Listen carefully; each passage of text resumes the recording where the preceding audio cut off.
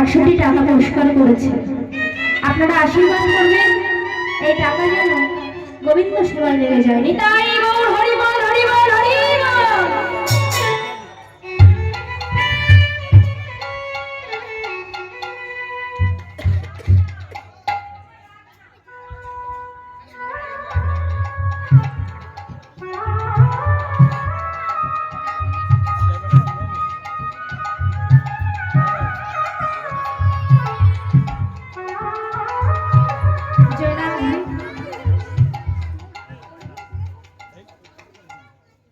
উপস্থিত আমার হরিভক্ত, কৃষ্ণ ভক্ত ও গৌর ভক্ত সকলে শ্রীপাদ পদ্মে আমার ভক্তিপূর্ণ প্রণাম। আমি এখানে আসার পরে আমার হৃদয়টা ভরে গেল। বসে বসে ভাবছি আমাদের যে জ্যাঠামশাই ছিলেন, সবাই আপনারা সকলেই এই এলাকা এবং অনেক দূর দূরান্তের মানুষও জানেন। সেই জ্যাঠামশাই কিন্তু আজকে নেই আমাদের মধ্যে। আমাদের সকলকে ছেড়ে তিনি ঠাকুরের শ্রীপাদ পদ্মে তাঁর সেই পরমাত্মা বিলীন হয়ে আছে। সব থেকে বড় একটা চিন্তা ভাবনা যে আমার যে ছোট ভাই বিকাশ এত বড় একটা মহতী অনুষ্ঠানের আয়োজন করেছে। আমি সময় সময় খুব ভাবি, পাশাপাশি আমরা দুটি পাড়া, পূর্ব পাড়া এবং পশ্চিম পাড়া,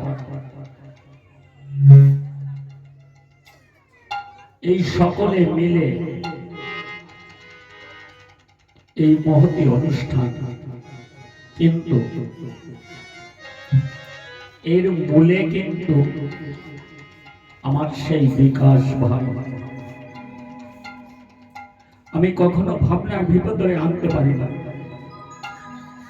আপনারা সকলে কিন্তু দেখেছেন এখানে কিন্তু হাজার হাজার ভক্তের সেবা হয়, কিন্তু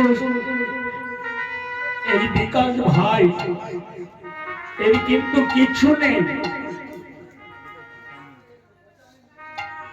একমাত্র সম্বল আপনাদের মতো এই ভক্তের করুণা। কি করে এত বড় মহতী অনুষ্ঠান সে সুসম্পন্ন করে, আমার এটা ভাবনার ভিতরে নেই। যাই হোক, আমি আশীর্বাদ করব ও যেন এ জন্মে নয়, বহু জন্মে জন্মে যেন এরকম ভক্ত সেবা এবং হরিসভা দিতে পারে। সকলে একটু আশীর্বাদ করবেন। মাগো, আপনাদের সামনে যে ছোট মেয়েটি দাঁড়িয়েছে, কিছু হরি কথা, কৃষ্ণ কথা বলবার জন্য হয়তো দেখা যায় তার অনেক ভুল ত্রুটি হতে পারে, কেননা তার তো সেই বয়স এখনো হয়নি। হয়তো অনেক ভাষা বলতে গিয়ে হয়তো বিস্মৃতি হতে পারে। আপনারা ঘরের সন্তান মনে করে ওকে ক্ষমা করবেন, একটু আশীর্বাদ করবেন। টাকা পয়সা দিয়ে ওকে আশীর্বাদ করতে হবে না।